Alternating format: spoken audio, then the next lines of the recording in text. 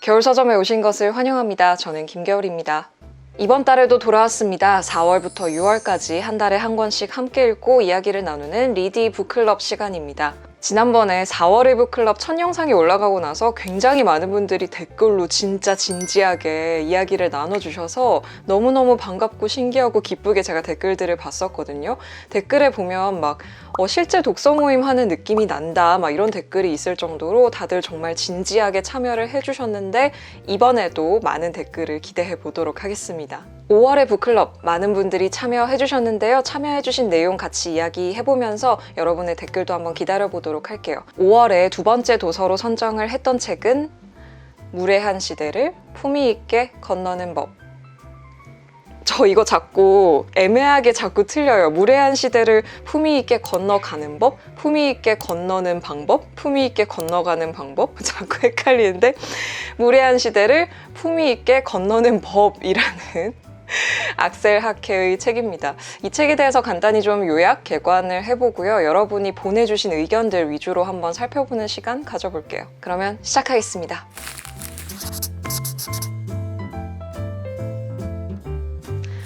일단 이 도서를 제가 두 번째 책으로 선정하게 된 배경에는 여러 가지가 있는데요.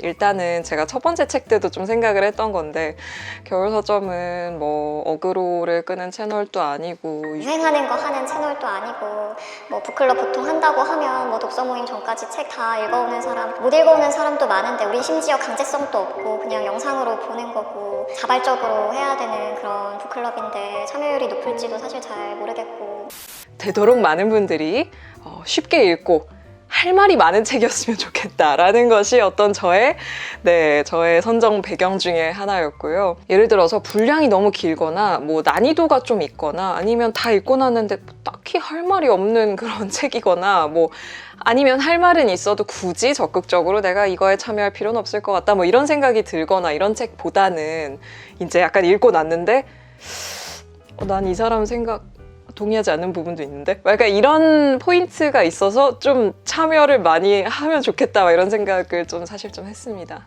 아무튼 그런 배경으로 선정하게 된 것도 있고 지난번에는 저희가 몸에 대해서 다뤘잖아요. 과식의 종말이라는 책을 통해서 이 시기를 건너가는 우리의 몸에 대해서 생각을 좀 해봤으니까 이번에는 정신에 대해서 한번 생각을 해보면 좋겠다 이런 생각으로 우리의 어떤 연대의식, 우리의 마음, 우리의 미움 이런 것들에 대해서 한번 총체적으로 생각을 해보면 어떨까 하는 생각으로 골라봤습니다.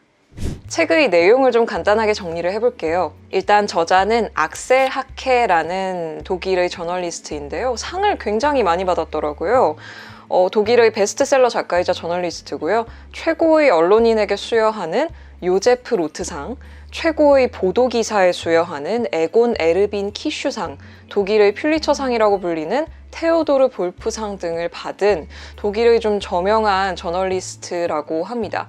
이 악셀 하케가 지금 이 시대에 만연해 있는 어떤 천박함, 이 시대의 어떤 불안과 이 시대의 증오와 이런 것들 속에서 우리가 어떤 태도와 마음을 가지고 살아가야 하는가 이런 주제를 가지고 쓴 책이 이번 무례한 시대를 품위 있게 건너는 법이라는 책이고요. 안 틀렸죠? 품위 있게 건너는 법. 네.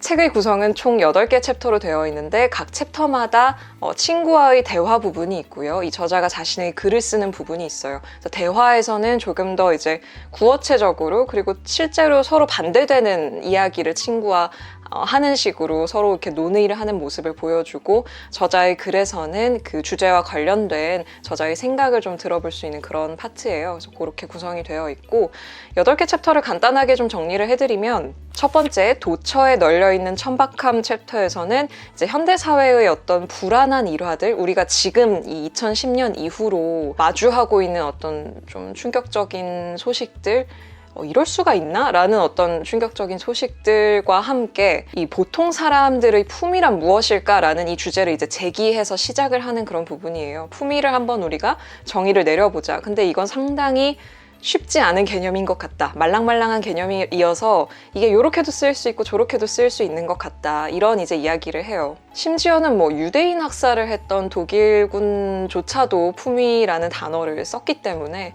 이 단어의 어떤 용례가 굉장히 다양하고 이거에 정의를 내리기가 참 쉽지 않다. 이런 이야기로 일단 시작을 하고요. 품위 있는 삶이란 무엇인가 라는 이 다음 챕터에서 이제 품위 있는 삶에 대해서 정의를 내려보기 위한 본격적인 시도를 시작을 합니다. 여기서는 이제 다양한 여러 가지 외부 이 문헌 같은 것들을 가져오게 되는데요. 그 중에는 에리히 캐스트너의 소설 파비안이라는 소설도 있고요.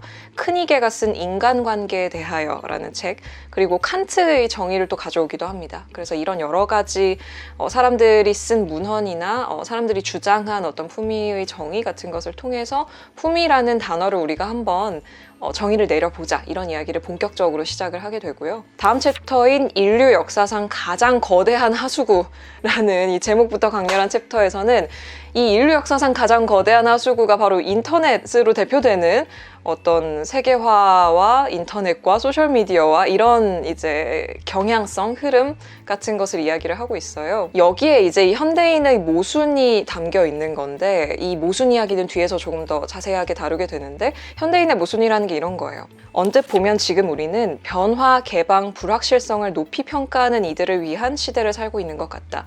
하지만 인간에게는 자유와 발산을 향한 갈망뿐 아니라 신뢰와 확신, 그리고 안정에 대한 기본 욕구도 있다. 이와 더불어 계획 가능한 삶과 통제 가능한 생활 환경은 인간이 기본적으로 동경하는 필수 요건이기도 하다. 그러니까 지금 우리가 살고 있는 시대는 계속 변화하고 변화와 이 개방성을 굉장히 중요한 발전의 동력으로 삼는 시대인데, 한편으로는 우리는 본능적으로 어떤 안정감, 확실성 이런 것들을 추구하는 존재라는 것이죠. 이 사이에 있다는 것이 현대인의 굉장히 큰 모순이다라는 점을 지적하고 있습니다. 다음 챕터인 역행하는 문명화에서는요, 이 인터넷, 방금 그 하수구 인터넷 얘기하지 않았습니까? 이 인터넷에서 타인을 대하는 방식에 대한 이야기를 좀 하게 돼요. 인류 역사에서 새로운 미디어가 등장을 할 때마다 그 미디어에 따른 혼란이 계속 이어져 왔는데, 인터넷도 마찬가지이고, 인터넷의 경우에는 이 저자가 조금 우려하는 건 다른 미디어에 비해서 너무 파급력이 높고 확산성이 높기 때문에 이것이 자칫 탈문명화의 위험성을 가지고 있진 않을까 하는 부분이에요.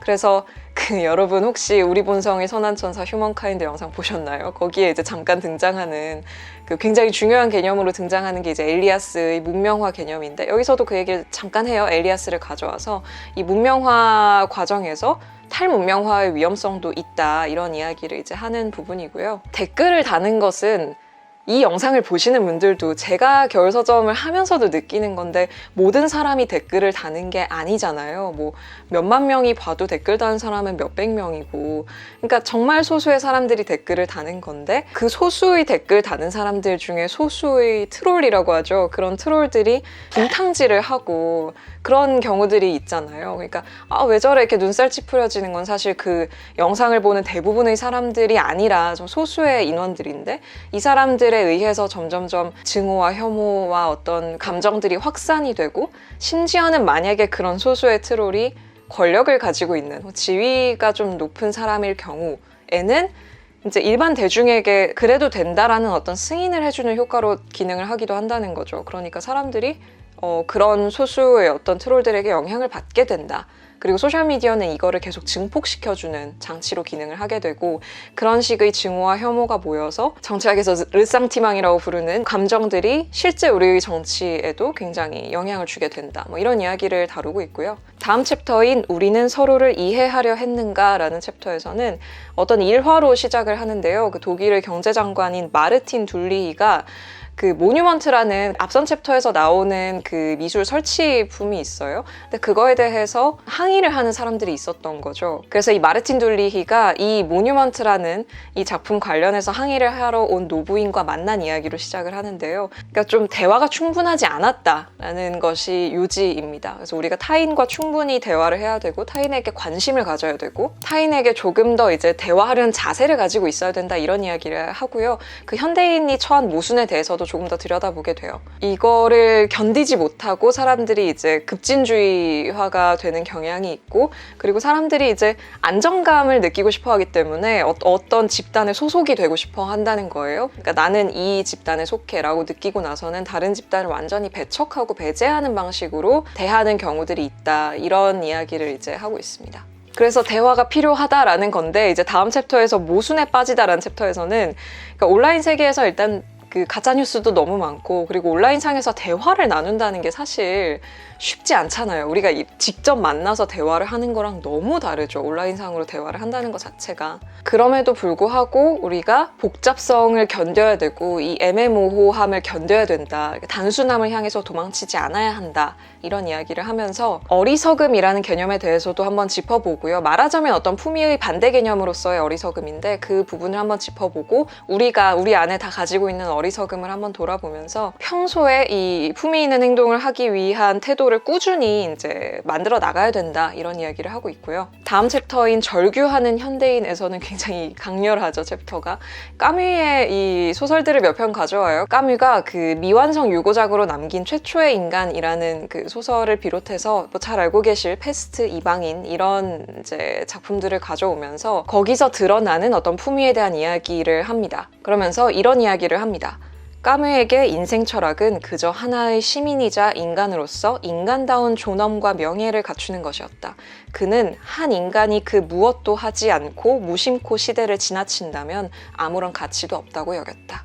이런 말을 하고 있고요. 세바스찬 융거가 쓴 트라이브, 각자 도생을 거부하라 라는 책을 가져와서 우리가 연대감을 느끼는 것이 되게 중요하다, 이런 이야기를 하고 있습니다. 마지막 챕터, 그럼에도 품위를 포기하지 않을 것이다 라는 챕터에서는 결론에 해당하는 곳인데, 서로의 말을 우리가 진심으로 귀 기울여 듣고 진심으로 호의적인 태도로 대화를 하는 게 중요하다, 마음을 열고, 이런 이야기를 하고 있고요. 데이빗 포스터 월리스의 어떤 졸업 축사, 유명하죠. 그런 걸 좀 가져와가지고, 그러니까 우리에게는 선택의 여지가 있고 생각과 태도가 자동적으로 흘러가 버리려는 것을 멈추고 생각을 해야 된다. 우리에겐 그렇게 선택할 수 있는 능력이 있다. 이런 이야기를 하면서 세상을 좀 다른 시선으로 바라보도록 노력을 해야 한다. 이런 이야기로 마무리를 하고 있습니다. 그러니까 전반적으로 이 저자가 주목하고 있는 것은 우리가 살고 있는 현대사회의 특성들이 유발하는 어떤 극단화 같은 것인데, 아까 그 하수구라고 표현했던 인터넷을 비롯해서 부의 격차가 점점 커지는 현상이라든지, 인터넷상에서 대화를 나누기가 어려운 인간의 특성상 우리는 이제 굉장히 제한된 수의 사람과 커뮤니케이션을 할 수 있도록 진화되어 왔는데, 너무 많은 사람과 굉장히 피상적인 소통을 하게 된 시대에 살고 있잖아요. 그렇다 보니까 우리가 겪게 되는 어떤 모순과 우리가 해야 할 노력, 그래서 인간으로서 어떤 품위를 지키기 위한 방향성 같은 것을 이제 전반적으로 이 혼란스러운 시대 속에서 어떻게 가져야 하는가, 이런 것을 중점으로 이야기를 하는 책이고요.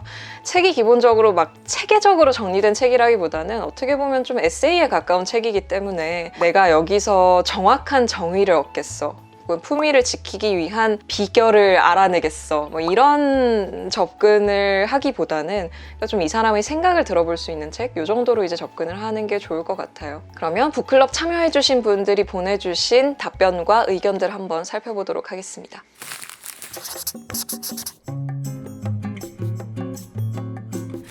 제가 지난번과 마찬가지로 3가지의 질문을 드렸어요. 그 중에 뭐 원하는 걸 1가지 이상 답변하시면 된다, 이렇게 말씀을 드렸는데, 첫 번째 질문이 뭐였냐면, 도대체 품위란 무엇일까요? 내 나름의 정의를 내려볼까요? 라고 질문을 드렸어요. 아, 역시 독서 모임의 묘미는 이런 데 있다라는 생각을 한 게, 사람들의 대답이 굉장히 다양했어요. 제가 생각하지 못했던 부분을 짚은 분들도 계셨고, 아, 그치, 이런 관점에서 볼 수도 있지, 이런 생각을 하면서 이제 답변을 봤는데, 아, 역시 이것이 독서 모임의 묘미다, 그렇게 말할 수 있지 않을까 싶어요. 이땡땡땡님께서는 품이란 이성이라는 이름의 완충제라고 생각합니다. 어떠한 상황에 처하거나 문제에 대해 뭔가 표현하고자 할 때 누구나 마음속에 잠들어 있던 야성적인 감정이 으르렁거리며 뛰어나갈 준비를 할 것입니다.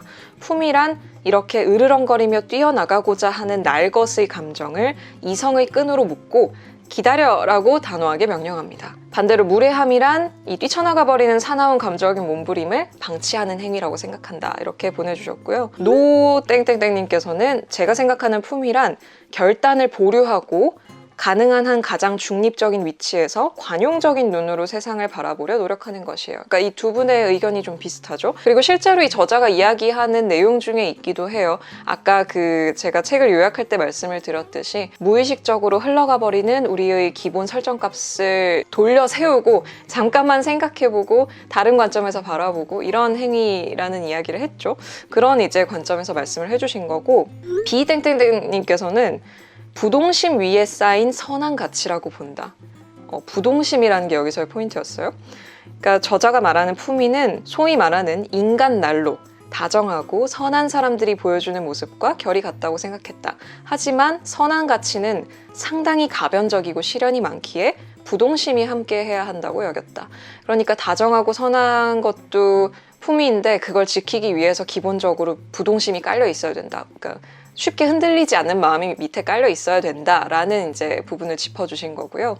두땡땡땡님께서는 품위란 내 언행이 이 세상의 다른 사람들에게 어떤 영향을 미칠지 걱정하는 태도라고 생각한다. 내가 나만 생각하는 게 아니라 이 사회에 미칠 영향까지 함께 생각하는 거, 그렇게 본다는 거죠. 노땡땡땡님, 저 이것도 좋았어요. 경청하는 태도라고 생각한다. 우리가 품위 있다고 느끼는 사람들의 행동을 떠올려 보면 그들은 모두 경청할 줄 아는 사람들인 것 같다. 이런 이야기를 했고요. 예땡땡땡님께서도 마찬가지로 세상에 귀 기울이는 태도다. 이런 말씀을 해주셨고요. 이 품위가 뭔지를 정의 내리는 게 쉽지 않으니까 반대를 한번 생각해보자, 이렇게 접근을 하신 분도 계셨어요. 소땡땡땡님께서 품위와 반대되는 개념을 생각하는 것도 이해의 선명함을 높이는 데 도움이 된다. 품위가 아닌 대표적인 것으로 야만, 약육강식, 각자도생, 내로남불 같은 것을 들 수 있다. 모두 품위 없음의 다양한 모습이다. 이런 이제 반대 개념에서 접근을 해보는 걸 보여주셨고요. 허땡땡님께서는 타인을 위해 그리고 더 나은 세상으로 나아가기 위해 자기 나름의 규칙과 신념을 세우고 이를 지키는 것. 그러나 자신의 신념과 규칙만 앞세워 그것만을 고수하고 타인을 가르치려 들지 않고 반대 의견을 경청하고 수용하는 열린 자세를 동시에 함께 가지는 태도가 품위라고 생각합니다. 이렇게 보내주셨어요. 종합하면 이런 말이 되겠죠. 내 신념과 나의 가치를 가지고 행동을 하되 내 행동이 세상에 미치는 영향을 고려하고 반대되는 관점에 대해서도 열린 마음으로 경청하고 그 경청하는 데에 있어서 감정부터 나가는 게 아니라 이성적으로 좀 차분하게 바라보고 서로 소통하는 거, 뭐 이런 정도로 이제 종합을 해볼 수 있겠죠. 이 책에서는 품위를 어떻게 정의를 하느냐, 사실 이 책에서 품위를 여러 차례 이제 다른 관점에서 정의를 하려고 노력을 하는데, 첫 번째 챕터에 나오는 품위의 정의, 그러니까 아직 품위를 본격적으로 살펴보기 전에 이 저자가 이야기하는 내용은 이런 거예요. 개인적으로 나는 품위를 떠올리면 정의로움, 공평함 등이 연상된다. 또한 타인과 연대할 때 느끼는 인간의 기본적 감정들도 떠오른다. 이에 더해 아무도 보고 있지 않더라도 원칙을 지키려는 생각 역시 품위와 연계된다. 타인과 나 자신에게 정직하고 열려있는 태도도 여기에 해당한다. 더불어 공명정대함을 빼놓을 수 없다. 끝으로 지금까지 열거한 사항들을 기꺼이 지키려는 의지가 있어야 품위와 가깝다고 할 수 있다. 이런 이야기가 첫 번째 챕터에 나오고요. 7번째 챕터에는 이런 이야기가 더해져요. 한 인간이 스스로를 통제하는 행위다. 품위란 다른 이들과 기본적인 연대의식을 느끼는 것이며 우리 모두가 생을 공유하고 있음을 느끼는 것이다. 삶에 대한 근본적인 문제의식은 크든 작든 모두 동일하게 중요하며 이를 일상의 모든 상황 속에서 당연하게 받아들이는 마음이라고 할 수 있겠다. 이런 이야기를 이제 책에서 하게 됩니다. 이 밖에도 이제 품위를 정의 내릴 수 있는 몇 가지 요소들을 책에서 조금 더 이야기를 하게 되고요. 제가 좀 재밌다고 생각을 했던 것은 이제 그 보내주신 의견들을 보면서 적지 않은 수의 참가자분들께서 그런 말씀을 하셨어요. 나는 품위라고 하면 뭐 포크, 나이프 쓰는 예절, 우아하게 쓰는 거, 뭐 중세 귀족들의 어떤 뭐 몸가짐 이런 거를 보통 연상을 했었다는 거죠. 근데 이제 이 책을 읽으면서 품위라는 단어에 대해서 새롭게 생각을 해보게 됐다, 이런 이야기들을 많이 해주셨는데, 우리나라에서는 사실 이게 좀 뭐랄까 품위라는 단어 자체가 용례가 좀 지금까지는 윤리학과 연관되어 있는 그런 단어로 쓰였던 그 역사가 좀 짧았던 것 같아서 그래서 많은 분들이 아마 이 단어를 좀 그렇게 느끼셨던 게 아닐까 생각을 하고요. 그래서 좀 새롭게 이 품위라는 단어를 생각하게 됐다고 하신 분들이 많아서 좀 재밌다고 생각을 했습니다. 두 번째 질문은 뭐였냐면 내가 보고 들었던 일화 중 품이 있다고 느꼈던 일화가 있나요? 주변의 이야기, 유명한 이야기 모두 좋습니다. 제가 이렇게 말씀을 드렸는데 다양한 예시를 들어주셨어요. 도호땡땡님께서는 장시간 운전은 매우 필요한 일이고 특히 직업으로 일을 반복한다면 무척 피곤할 것이라고 생각합니다. 그런데 가끔 승객들에게 인사를 건네주시는 기사님들을 만납니다. 의무가 전혀 없는데도요. 아침에 졸린 상태로 버스를 탔다가 건네주시는 인사에 기분이 좋아지는 건 몇 번을 겪어도 멋진 경험입니다. 그 많은 사람들에게 한 분 한 분 인사해주시는 모습이 존경스럽고 나도 이처럼 상대방을 기분 좋게 만들어주는 품위를 배우고 싶다는 생각이 듭니다. 이런 의견을 보내주셨어요. 그러니까 이게 직업적으로 반드시 해야 되는 건 아닌데 이분이 그냥 이제 자신의 마음으로 자기가 그렇게 하고 싶어서 이렇게 하시는 거잖아요. 승객분들을 위해서. 거기서 이제 품위를 느꼈다라고 하신 거였고요. 그리고 윤여정 배우님에 대한 이야기도 두세 번 정도 나왔습니다. 네, 윤여정 배우님을 보면 품이 있다라는 느낌을 받는다. 이런 의견들이 또 있었고요. 그리고 비땡땡땡님께서 얼마 전에 백분토론에서 오은영, 이수정 박사님 두 분이 토론하시는 모습을 보고 이것이 교양이고 품위라고 느꼈는데 저자가 말하는 상대의 의견을 청취하고 존중하며 대화하려는 자세가 두 분의 토론 내내 보여졌다. 사실 TV 토론을 보다 보면 저자가 말하는 품위가 부족해 눈을 찌푸리다 결국 채널을 돌린 적이 많은데 두 분의 토론은 처음부터 끝까지 저속한 비아냥이나 눈지 흐리기, 무시 같은 부정적 태도 없이 의견을 주고받으며 차이를 인정하시는 모습으로 진행이 되어 품위를 느꼈다. 이런 말씀을 해주셨어요. 그 어떤 전형적으로 좀 품위를 보여줄 수 있는 그 세팅이 아닐까 생각이 드는데 그러니까 서로를 존중하면서 대화하는 모습 그리고 서로의 생각의 차이를 인정하고 그 대화를 함에 있어서 대단히 성실하게 접근하고 막 비아냥대거나 비꼬거나 이러는 게 아니라 서로의 생각을 진심으로 경청하고 나올 때부터 내가 너를 이겨먹겠어라는 마음으로 나오는 게 아니라 너는 왜 그렇게 생각하니라고 진심으로 물어보고 진심으로 듣고 아 그렇구나 근데 나는 이 부분은 동의가 안 돼 이런 식의 어떤 대화를 나누는 그 모습 자체가 그걸 볼 때 우리가 느끼는 어떤 야 되게 품위 있는 대화다라는 느낌이 있죠. 그래서 그 부분을 짚어주신 것 같고요. 그리고 제땡땡땡님께서는 몇 년 전에 우연히 인터넷 기사를 읽다가 접한 내용인데 길거리에서 취객이 난동을 부리고 있는 걸 경찰도 제지하기가 쉽지 않아서 손 놓고 있는 상황에서 우연히 지나가던 어떤 시민이 그 상황을 종료시켰다라는 내용이었대요. 근데 이 시민이 그 사람을 막은 방법은 그냥 다가가서 이렇게 안아주는 거였대요. 그래서 취객이 흐느끼면서 그 행인에게 안겨서 울면서 난동극이 끝이 났다고 합니다. 어느 누가 쉽게 그런 행동을 할 수 있었을까 이런 이제 이야기를 하셨고요. 그리고 품위 있는 그녀란 드라마 있었죠. JTBC 드라마. 그 드라마를 이제 연상하신 분도 계셨고 자기 인생의 철학자들이라는 책에서 느꼈던 그 책에 등장하는 사람들의 삶의 태도를 연상한 분들도 계셨습니다. 세 번째 질문은 뭐였냐면 나의 품위를 가로막는 요소에는 무엇이 있나요? 라는 질문이었어요. 굉장히 여기에도 다양한 의견들을 주셨는데 좀 몇 가지 분류가 있었어요. 첫 번째는 지치는 거. 비땡땡땡님은 탄력감이 아닐까 싶다. 저자가 말하는 품위는 다정, 배려, 이해 같은 인간의 선한 가치와 맞닿아 있다고 생각하는데 이런 선한 가치는 생각보다 상당한 노고를 요한다. 이런 말씀 해주셨고 두땡땡땡님은 무력감 이라고 말씀해 주셨어요.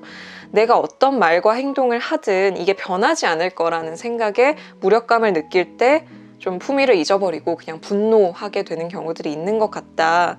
그런 말씀을 해주셨고 환경적인 요인을 말씀해 주신 분들도 계셨어요. 예를 들어서 언론. 무례함을 자극하는 가짜 언론이 우리 시대의 품위를 가로막는 요소라고 생각합니다. 이런 의견도 있었고요. 책에서 예시로 든 요소 중에 가장 기억에 남는 게 온라인 세상과 익명성이다. 이런 의견도 있었고요. 이땡땡님은 개인 삶의 확실성이 파괴된 채로 우리가 제 몫의 파이만을 챙기기에도 벅찬 삶을 살아가고 있기 때문에 타인까지 신경 쓸 마음의 여유가 없을 수 있다고 생각을 한다. 특히 사회적 안전망이 결여된 삶을 꾸려가는 사람들의 경우에는 더 그렇지 않을까, 이런 말씀을 해주셨어요. 그리고 허땡땡님은 주변 사람들의 반응, 품위를 지키면서 선한 영향력을 행사하는 일에는 많은 칭송이 따르기도 하지만 그냥 무시하면 될 걸 너무 유난스럽게 일을 키운다 라든지 혼자 잘난 체 한다, 뭐 이런 식의 험담도 끼어들기 마련인데, 저는 무례한 사람과 대화를 통해서 이제 상황을 풀어간다든지 부조리한 상황에 용기 있게 나서는 일을 다른 사람 눈에 튀어 보일까봐 잘 하지 못한다. 이렇게 남의 눈치를 보는 성향이 제 품위를 가로막는 요소 중에 하나인 것 같다, 이런 말씀을 해주셨어요. 저도 이거 약간 공감했는데, 낮은 체력과 정신적 피로, 네, 정신과 육체는 밀접한 관계에 있어서 체력 없이 정신력으로 버티려면 너무 빠르게 지치게 됩니다. 그렇다고 정신력이 강하지도 않고요. 상대방을 더욱 배려해서 반응을 할 수 있는 상황에서 체력적, 정신적으로 지치면 그러지 못함에 자괴감을 느낍니다. 이런 의견도 있었습니다.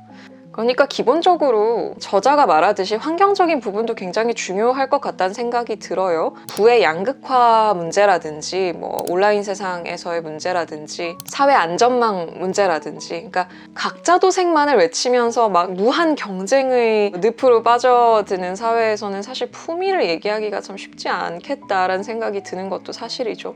그러니까 이 사회 환경도 되게 중요할 것 같다는 생각이 들고, 동시에 나의 체력도 그런 거 느낄 때 있지 않으세요? 막 내가 너무 몸이 지치면 이게 좀 친절하기가 힘들어. 다른 사람한테 이렇게 진심으로 듣고 뭔가 그 사람의 의견을 존중하고 되게 감정적으로 반응하지 않으려면 그게 다 에너지잖아요. 그러니까 그게 참 몸이 지쳐 있을 때는 쉽지 않은 것 같다라는 생각을 또 저도 하게 됩니다. 그리고 그 밖의 감상들도 다양하게 있었어요. 글땡땡님께서는 지난해 까뮈의 페스트를 읽을 당시에는 이 주인공 리에가 페스트에 맞서는 유일한 방법이 품위라고 했던 이유를 전혀 몰랐는데 이번에 책에 나온 품위의 정의를 보고 나니까 이해가 됐다, 이런 말씀을 해주셨고요. 방땡땡땡님께서는 요즘 세상은 비꼬는 걸 잘하고 비난을 잘하는 소위 솔직한 사람을 좋아한다. 근데 나도 그런 사람이 되고 싶었고 무엇이든 솔직하게 비난하는 게 타인과 나를 위해 유익하다고 생각을 했다. 근데 이게 착각이었다. 나는 품위가 없는 사람이었다. 세상이 그런 사람을 좋아한다는 이유 때문에 남을 내 기준에 맞춰서 비난하고 판단하고 평가했다. 결국 나라는 사람이 중심이 된 이기주의적인 어떤 사회 풍조 때문에 품위가 사라진 게 아닐까, 이런 생각이 든다, 이런 말씀도 해주셨고요. 그리고 이런 의견도 있었어요. 사실 책의 모든 부분에 공감을 하진 않았는데 이 혐오와 차별을 막기 위한 그 과정에 있어서 품위를 지키기 위한, 그러니까 무례하지 않기 위한 존중이 우선하는 건 위험하다고 여긴다. 이게 톤폴리싱으로 이어질 수도 있다. 그러니까 톤폴리싱이라고 하면 그 말의 내용보다 그 말을 하는 태도를 지적하는, 그러니까 그런 식으로 말씀을 하시면 제가 들을 수가 없어요. 뭐 이런 식의 어떤 그 말을 예쁘게 할 것을 요구하는 그런 걸 이제 톤폴리싱이라고 하죠. 그런 위험성도 있는 것 같다, 이런 말씀을 해주셨고요. 헤일땡땡님께서는 이 눈살 찌푸려지는 뉴스를 보면서 인간성에 대한 회의와 불신이 들기도 하지만 세상에는 분명 법을 지키지 않는 사람보다 법을 지키는 사람이 많고 품위 없는 사람보다 품위를 지키는 사람들이 더 많다. 비약적인 발전 때문에 또 양심 없는 몇 사람 때문에 사회 구성원 전부를 흑과 백으로 나누어 판단할 수는 없다. 굉장히 책에 대한 좀 다양한 그 답변들을 들어볼 수 있는 시간이었는데요. 답변이 되게 많아서 제가 여기서 다 소개를 해드리지는 못해요. 지난번처럼. 제가 이번에도 참 감사하고 죄송하다는 말씀을 드리고요. 제가 일일이 여러분이 올려주신 그 답변을 확인해서 이 스크립트를 쓰거든요. 그렇다 보니까 너무 이걸 다 쓰면 스크립트가 너무 길어져서 제가 몇몇 분의 것들만 이제 좀 가져와서 얘기를 하고 소개를 해드리게 됐는데, 제가 읽어보긴 다 읽어봤습니다. 모두 너무 감사드리고요. 이 보내주신 의견과 함께 질문 보내주신 거 함께 좀 생각을 해보면 좋겠어요. 여러 번 이제 반복되었던 질문이 뭐냐면, 이 무례한 세상에서, 또 무례한 사람들이 있는 세상에서 우리가 대처를 할 수 있는, 개인적으로 할 수 있는 현실적인 방법은 뭐가 있을까요? 이런 질문. 그러니까 우리가 품위를 지키려면 어떻게 해야 하는가? 라는 질문이 되게 많았어요. 좀 작지만 구체적인 방법들은 뭐가 있을까요? 뭐 개인이 할 수 있는 가장 현실적인 방법은 뭐가 있을까요? 뭐 이런 질문들을 이제 막 해주셨는데 우리가 품위 있게 살아가고 대처하기 위한 어떤 구체적인 지침들이 뭐 있을 수도 있죠. 제가 예전에 소개를 했던 품위 있는 삶을 위한 철학이라는 책 혹시 기억하시나요? 보통 사람들이 품위를 지키면서 살려면 어떻게 해야 하는가에 대한 책이었는데 그 책을 이어서 읽어보셔도 되게 좋을 것 같다는 생각이 들었거든요. 조금 더 구체적인 방안들이 제시가 되어 있는 책이어서 이 책을 읽으셨다면 함께 이어서 다음 책으로 읽어보시는 것도 되게 좋을 것 같아요. 이 책인데요. 뭐 책의 내용에 대해서는 영상 참고를 하시면 될 것 같고 이 책에 그게 있어요. 예외 없이 철저하게 따라야 할 도덕적 품위의 9가지 규칙. 이 뒤에 부록으로 들어가 있거든요. 제가 이거 영상에서도 안 읽었었어요. 직접 확인을 해보시라고. 근데 뭐 그중에 이런 게 있었어요. 뭐 사람들의 얼굴을 자주 똑바로 쳐다보라. 특히 당신이 그들에게 화가 났을 때 더욱. 이게 노려보라는 게 아니라 저 자식 이렇게 보라는 게 아니라 화가 났을 때 더 그 사람에게 집중해서 딱 이야기를 하려는 태도를 가져라 뭐 이런 뜻으로 이제 쓴 내용이고요. 그 밖에도 이제 여러 가지 규칙들이 여기 써 있는데 구체적인 방안을 내가 가지고 싶다면 이 책을 좀 참고를 해보시는 것도 전 좋을 것 같아요. 그래서 비슷한 질문들이 반복해서 올라왔는데 이 질문 올려주신 분들 또 오늘의 이야기를 들으면서 그래서 뭐 어쩌자는 거야? 뭐 이런 생각이 드시는 분들은 책 이어서 읽어보셔도 좋을 것 같고요. 제가 개인적으로 하려고 노력하는 거는 3초만 멈추는 거예요. 그러니까 화가 날 때. 질문 중에 그게 있었는데 소땡땡땡님께서 겨울서점님은 유튜버로 활동을 활발히 하고 계시다 보니 무례하다거나 상식 이하의 댓글들도 가끔 받게 되실 것 같아요. 정답!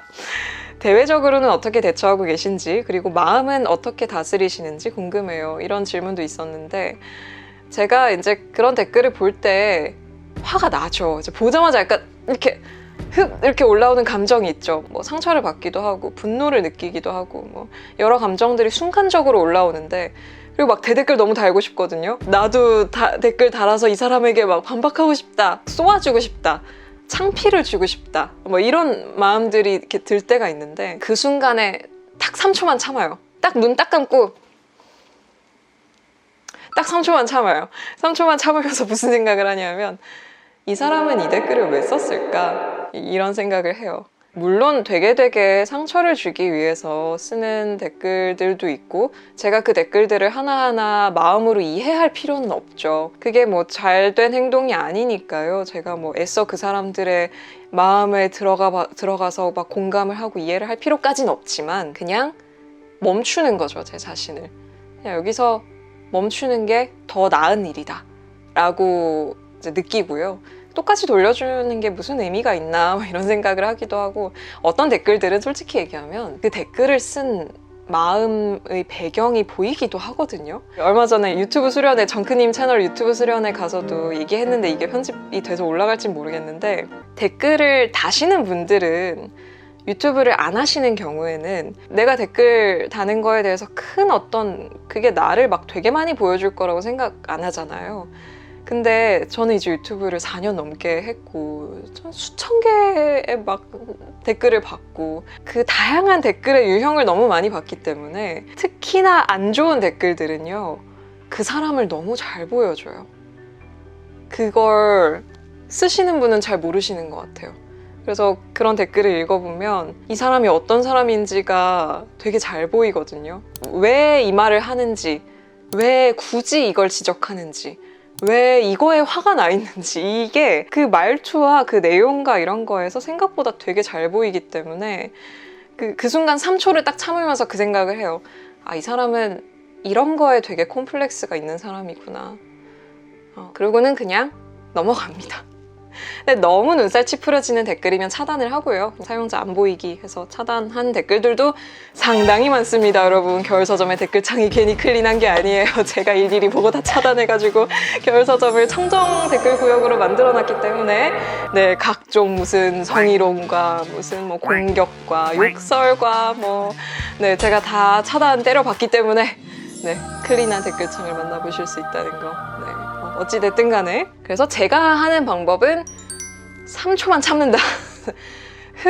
네, 3초 참는 거를 저는 좀 이렇게 하려고 하는 습관이 있고요. 그리고 이 책이 독일 저널리스트가 쓴 것이다 보니까 이제 공감이 되지 않는 부분들도 있었는데 요즘 한국 사회에서 특히 넷 문화에 있어서 정말 무례함에 품위로 대하는 게 자기 고갈 없이 지속 가능할 수 있을까요?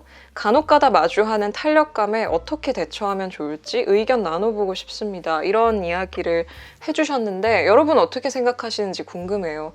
많이들 지쳐하는 것 같기도 하고 이게 이제 그 사람들에게 공개된 그러니까 다른 사람들이 볼 수 있는 공간이기 때문에 안 보고 지나치기도 좀 찜찜하고 사람들이 다 이렇게 생각하게 될까 봐 근데 그렇다고 거기 막 달려들어서 이야기를 하는 것도 너무 이제 에너지가 쓰이는 일이고 그리고 되게 아까 그 무력감과 탄력감을 말씀하신 분들도 많아서 이 부분을 어떻게 하면 좋을까 사실 이거는 많은 분들이 고민하는 문제인 것 같기도 하고요. 근데 의외로 그렇게 접근을 하면 의외로 트롤링을 하다가 되게 진지하게 이야기를 하고 진심으로 당신의 의견을 궁금해하면 또 자세가 되게 진지하게 바뀌는 사람들이 은근히 많아요. 네, 그래서 그런 경우들에서 약간 희망을 보게 되는 경우도 있고 그래서 혹시 각자가 가지고 있는 노하우가 있거나 뭐 생각하시는 바가 있다면 댓글로 아래에 달아주시면 좋을 것 같고요. 그리고 이 책에서 이제 약간 싶은 부분이 있으신 분들도 계셨던 것 같아요. 그러니까 책에서 그 저자가 되게 뭐 난민을 포용하고 뭐 이런 약자에 공감하고 이런 태도를 중요하게 생각을 하고 그게 품위를 보여주는 중요한 어떤 사례들이다. 그리고 이렇게 우리가 마음가짐을 가지고 태도를 가져야 된다. 이런 얘기를 하는데 동시에 되게 어떤 PC함에 대한 거부감 같은 것이 은연중에 드러나는 이야기들을 또 많이 한단 말이죠. 그렇다 보니까 이제 이 부분에 대한 의견을 묻는 질문들이 또 있었어요. 예를 들어서 그 로버트 켈리 교수 인터뷰 일화가 있죠. 인터뷰하고 있는데 이제 애들이 막 난입해가지고 그 다시 이렇게 데려가는 그 되게 귀여운 어떤 그런 화제가 됐던 인터뷰에 곧이어서 우리가 만나게 된 어떤 논쟁들이 있었죠. 그 들어와서 아이를 데리고 간 에이시안으로 보이는 여성에 대해서 사람들이 보모라고 이야기를 했는데 그게 인종차별주의적이다. 그러니까 아내분인데 왜 보자마자 에이시안 보모라고 생각하냐 이런 식의 어떤 논쟁들이 되게 촉발이 됐었는데 거기에 대해서 이 저자가 뭐 이런 식으로 얘기를 하는 거예요. 그러니까 사회 환경적인 배경이 달라서 그렇게 생각을 할 수도 있는 거 아닌가? 그러니까 우리가 너무 함부로 그냥 인종차별주의자 이런 라벨을 붙이면서 과격하게 대화를 하는 거 아니냐. 그리고 그게 보모라고 무시를 했다는 말은 보모라는 직업에 대한 무시 아니냐. 뭐 이런 식의 이제 이야기를 하는데 이제 약간 띠용하는 부분들이 있기도 하죠. 그렇지 않을 것 같은데? 막 이런 생각이 드는 인종차별 아니야? 이 책에 그런 부분들이 분명히 있어요. 많진 않지만 두세 군데 정도 있는데 그런 부분들을 보면서 이제 약간 위화감을 느낀 이제 독자분들도 계셨던 것 같아요. 이 부분에 대해서 의견을 좀 묻는 질문들도 있었는데 책을 읽으신 분들은 어떠셨는지 댓글 좀 달아봐 주시면 좋을 것 같고요. 뭐 저는 개인적으로 그런 생각은 했어요. 그러니까 이 사람이 이런 띄용스러운 이야기를 해도 혹은 뭐 좀 저와 동의하지 않는 이야기가 있어도 이 사람과는 대화를 할 수 있을 거라는 어떤 믿음 같은 게 있어서 저는 크게 거슬리진 않았거든요. 그러니까 이 사람은 이렇게 생각하는구나. 나는 이 사람에게 동의하지 않고 당연히 이 의견에 대해서는 나는 좀 근거가 빈약하다고 느끼지만 만약에 내가 이 사람과 만나서 대화를 한다면 내가 이 얘기를 했을 때 이 사람이 아니 그게 무슨 개소리야 이러진 않을 거라는 적어도 이 사람은 나의 의견에 대해서 진심으로 대화를 할 준비가 되어 있을 것이다 라는 어떤 그 생각을 했기 때문에 그렇다 보니까 그냥 저는 네 그렇구나 이러고 그냥 넘어갔고요. 물론 만나서 상당히 대화를 하고 싶은 마음이 들기도 했습니다. 어쨌든 그랬다. 그래서 이번에도 이렇게 다양한 의견과 질문들을 좀 보내주셨어요. 질문 중에 그런 게 있었어요.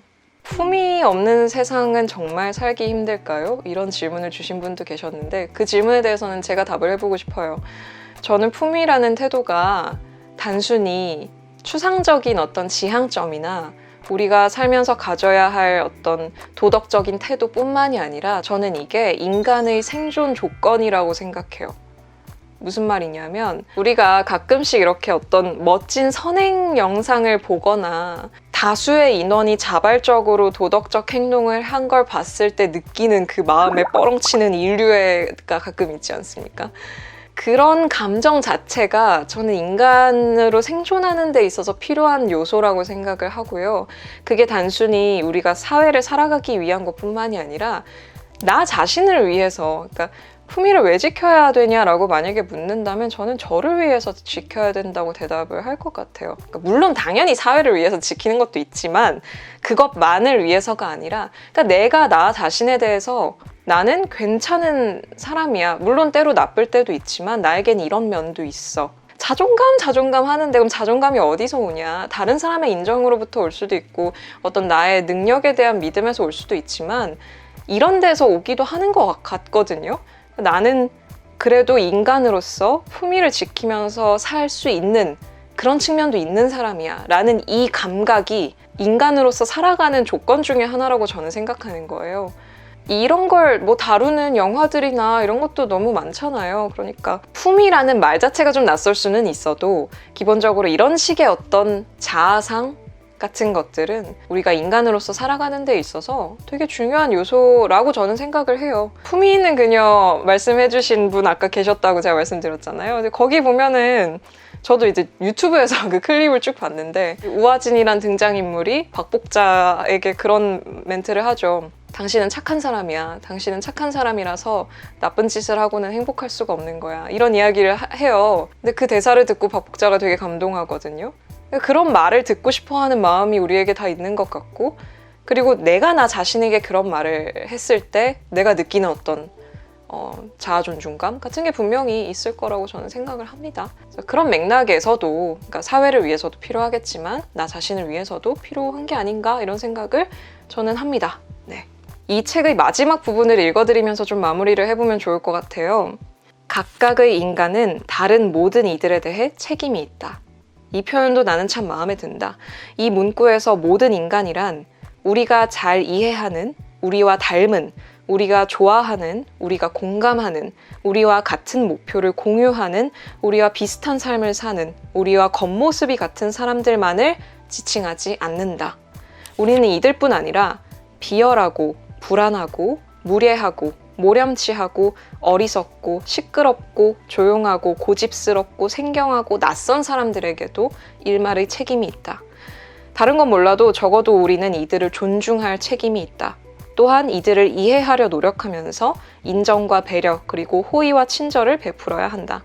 여기에는 모든 유형의 인간과 연대하려는 의식이 뒷받침되어야 한다.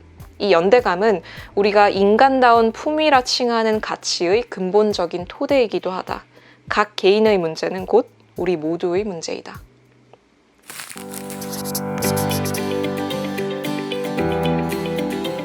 자, 그래서 오늘의 책 무례한 시대를 품위 있게 건너는 방법으로 함께 이야기 나눠봤습니다.